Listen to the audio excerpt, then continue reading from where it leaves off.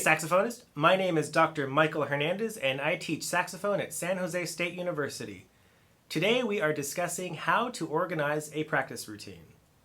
As a beginner or intermediate saxophonist, I strongly recommend that you practice no less than 5 days a week for 30 minutes each day. I like to split up those 30 minutes into 5-minute increments, and today I'm going to show you how.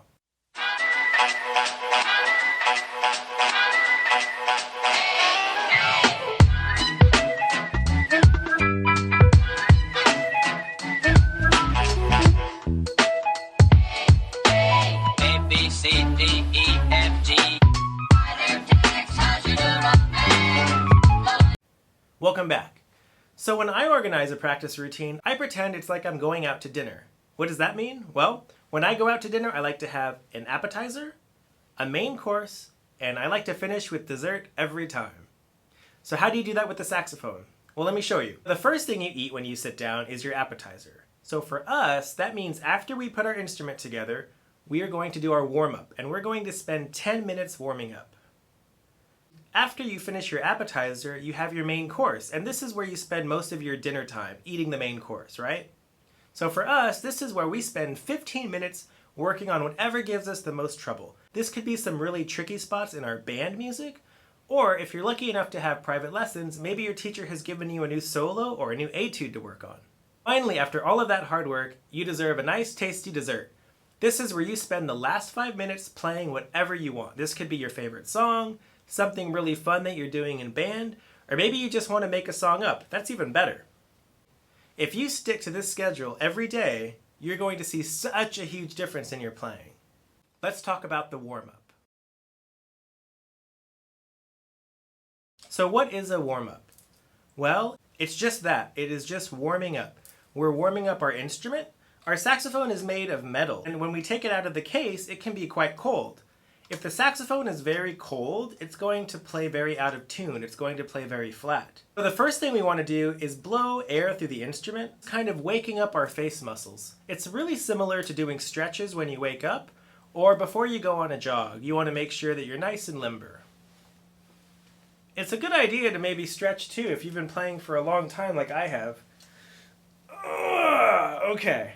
The first thing we're going to do are some long tones. Now long tones are just that. They're tones that you hold for a very long time. We will need a metronome for this. I like to put my metronome at 50. I'm going to show you how I play my G scale using long tones. I'm just going to hold each note for 4 counts at a very slow tempo. So play along with me, put your metronome to 50, and let's go.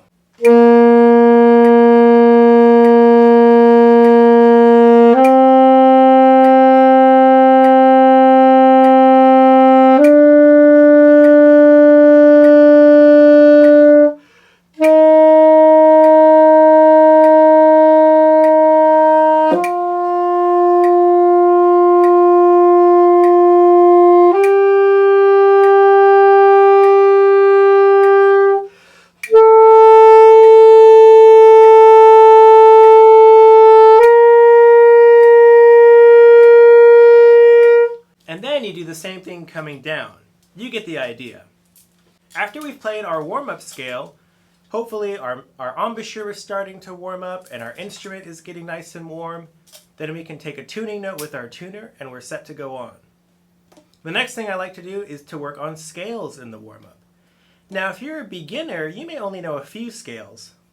You know your G scale because we just played it, and maybe you know your D scale, your F scale, whichever scales you know, you can practice those too. I like to use Essential Elements 2000. In the back of the book there are some scale exercises. I think these are great if you're just starting out. Here's number 1.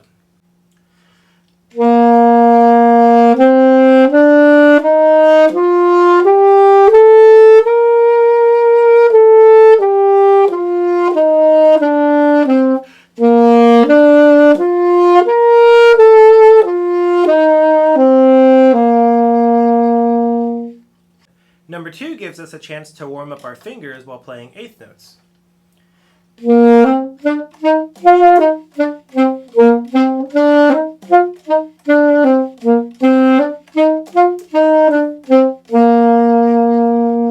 Number 3, we get to practice the scale in thirds.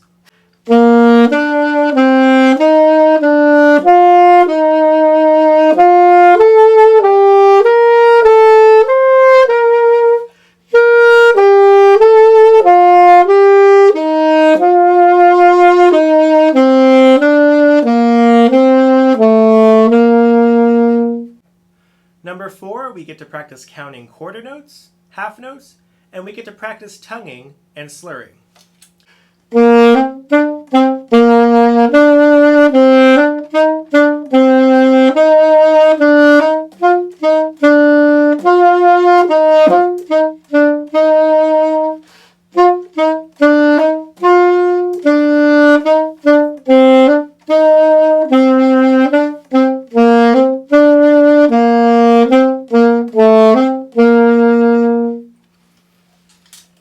Now in the book, there are 4 different keys. We just did the first one. I would practice all 4 of them. I think if that you're a beginner and you just started playing, warming up with your G scale in long tones, and then in the back of your method book, you can do these 4 scale exercises. Now if you've been playing for a year or maybe more, this might seem too basic. So I would suggest doing the following exercise. I have a special saxophone mug where I don't know if you can see, cut out a bunch of pieces of paper, and I've written all of the scales that I know on it. Now this could be maybe your F scale, your C scale, your G scale, your D scale, whichever scales you know. I would just write that letter down on a piece of paper, and then at the beginning of my practice session, if I'm an intermediate and if I've already been playing for a while, I would draw one out. I drew D. Okay. So you probably know your D scale. We have F sharp and C sharp in that scale. Since I drew D, I would play my long tone exercise using my D scale.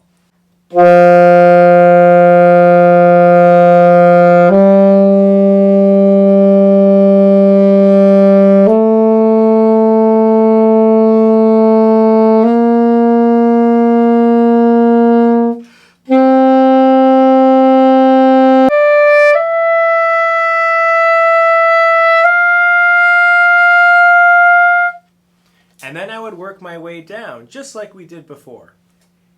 If you don't know how to go all the way up to the high D, that's okay, you can just do the first octave. After I've done my long tone exercise on that scale, I would then take that same scale and play it in different rhythms. Maybe quarter notes and eighth notes.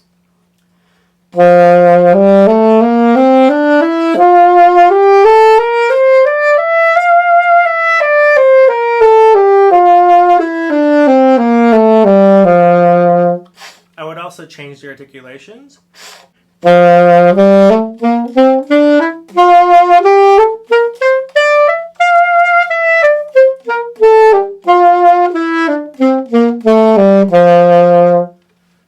And you could make up any articulations you want, and this will give our tongue a nice warm up.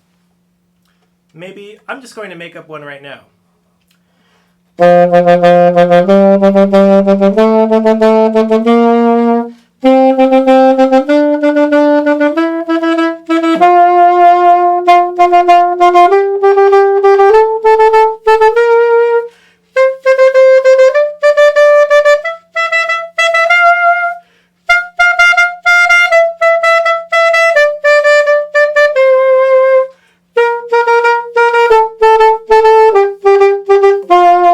The cool thing about making something up is that it's never wrong because you're making it up as you go along. You want to spend 10 minutes warming up. So if you're an intermediate player and you drew the key of D, and then we did our long tone scale and some different rhythms and articulations, and you still have time left over, I would pick another scale out of the cup, and I would do that until your 10 minutes are up. Who's ready for the main course? We've finally reached the main course. Remember, this is where we'll spend most of our time practicing, 15 minutes to be exact. And this is where we will work on anything that gives us trouble in band or in our private lessons.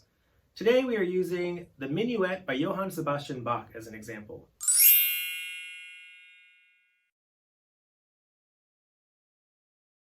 This minuet is in the key of G, which means we have one F sharp. If you're unsure about how to practice a piece or how to work on it, I'll give you an example.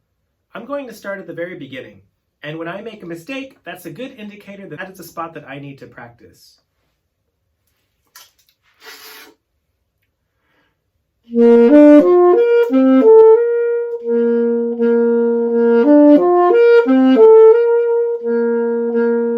That's how the beginning sounds. But if I were to make a mistake, Everyone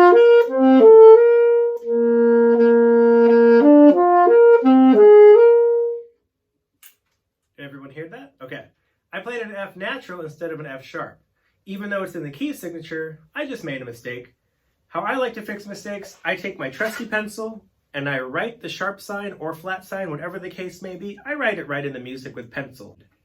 I will write a sharp sign to the left of my F that I missed. Why should I write it to the left of the note head? Well, we read left to right. So if I see the sharp sign before I see the F, I'll know that it's an F sharp. If I write it to the right of the note head, I'll see an F, play an F, and then see the sharp sign. So that's why we always write our accidentals to the left of the note head.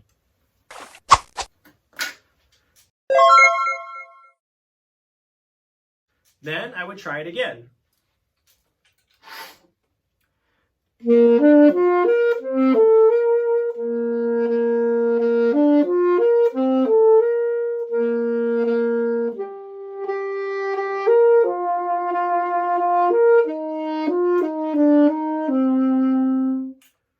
Seems good. I would keep playing through the piece until another problem arose. Maybe that's the wrong note, maybe it's a tricky rhythm. Notice there's some 16th notes here. You might want to isolate those and just practice playing that with a metronome.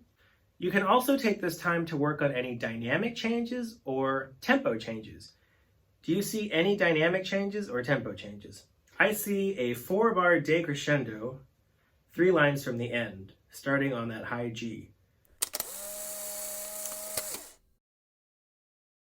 I'll start on the phrase before that, after that breath mark, so I get a head start.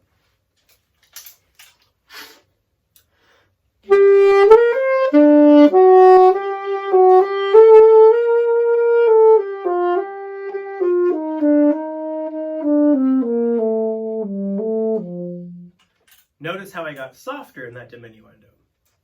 But maybe I would play it like this at first.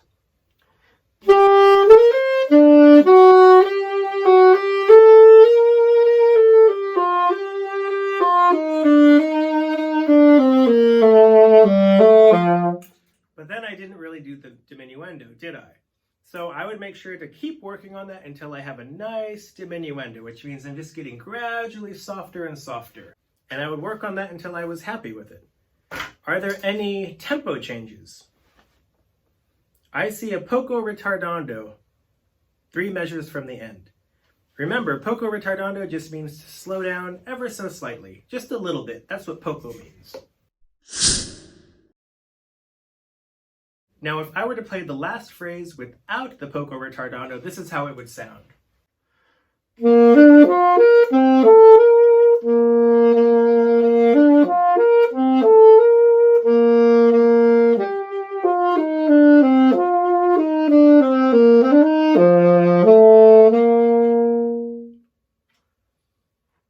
It sounds like it's not quite finished, right? So I would practice putting that ritardando the last 3 measures. Here's the last phrase with the ritardando.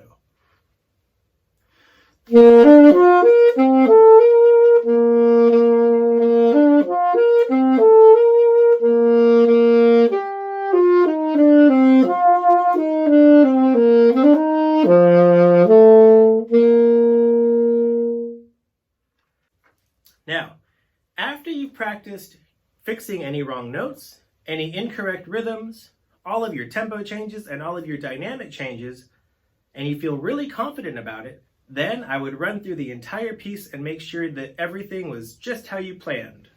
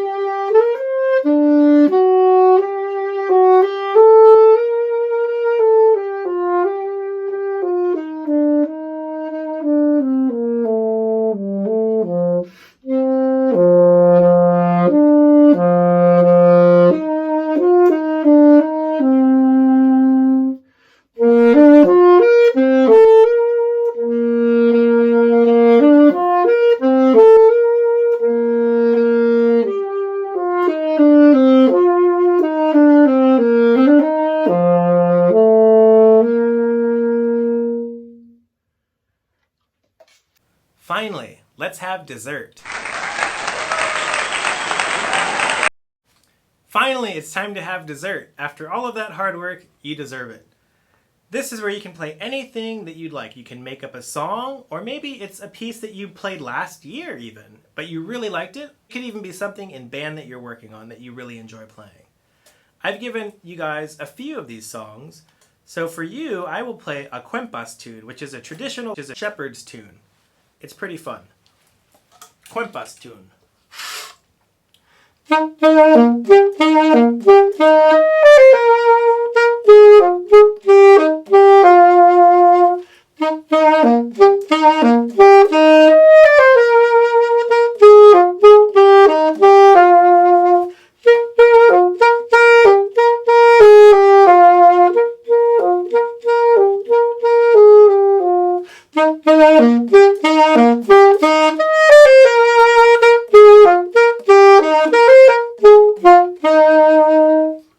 And guess what? We still have time left. I would play another favorite song. A song that I enjoy playing is the aria by Mozart from the Magic Flute.